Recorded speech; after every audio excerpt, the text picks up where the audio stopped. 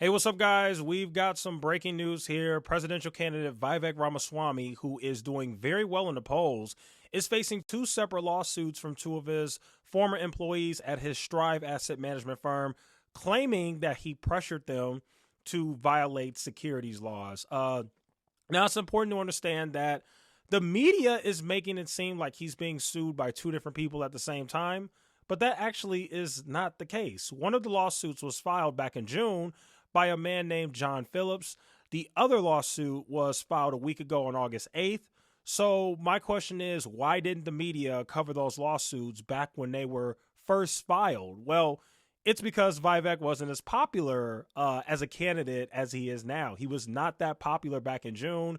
As of right now, he's in third place. And in some states, he's even polling higher than DeSantis. He's now got a huge target on his back and a close eye on everything that he's done in the past because of how popular he is now. So, circling back to the litigation he's currently facing, the first lawsuit was filed by a woman named Joyce Roseley, who filed her lawsuit on August 8th in the state of New Jersey that names Vivek Ramaswamy and Strive Asset Management as defendants in the lawsuit.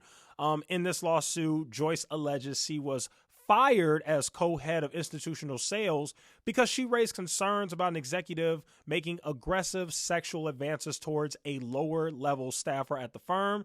And also she claims she was fired because she raised concerns about possible securities laws violations. Now, the lawsuit also claims that Ramaswamy pressured her into using sales materials that promised customers future returns and allowed unregistered employees to make sales pitches to customers, both of which would constitute securities violations. Now, the other lawsuit was filed back in June by a man named John Phillips.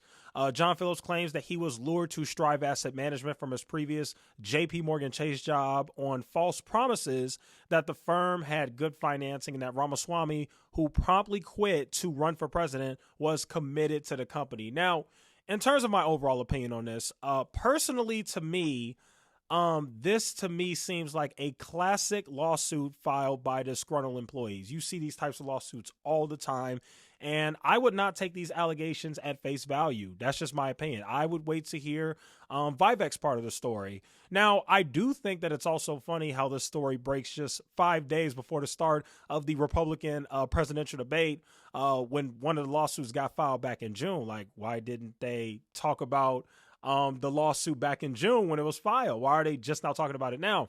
Now, the other funny part about this story is how he's being sued for violating securities laws, and the media is publicizing it when really, when you look at it, there are a bunch of congressmen and elected politicians in Washington, D.C.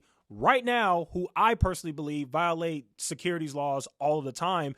As a matter of fact, an analysis by the New York Times found that at least 97 current members of Congress have bought or sold stocks, bonds, or other financial assets that intersected with their congressional work or reported similar transactions by their spouse or a dependent child. Folks, these politicians are literally insider trading based on the knowledge that they get from the committees that they sit on.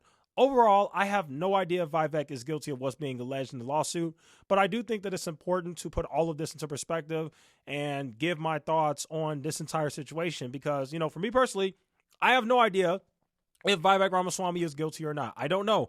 Maybe he is, maybe he isn't, but I'm just saying, even if it's the case, he ain't the only one. There are tons of people in Congress. Matter of fact, I'll even take it a step further. A lot of these politicians are absolute crooks, okay? It ain't just Trump who's being charged right now. There's folks on the Democratic side. There are folks on the Republican side. Let me explain something to you guys. When it comes to policy and ideology and different things, sure, Democrats and Republicans are on two completely different sides of the aisle. When it comes to corruption and money and capitalism and insider trading, Democrats and Republicans are two sides of the exact same coin. And I do just want to make it clear, I am not absolving Vivek Ramaswamy. I'm just simply saying I don't know. And I'm simply saying that these allegations or these lawsuits that are being covered in the media have some pretty interesting timing.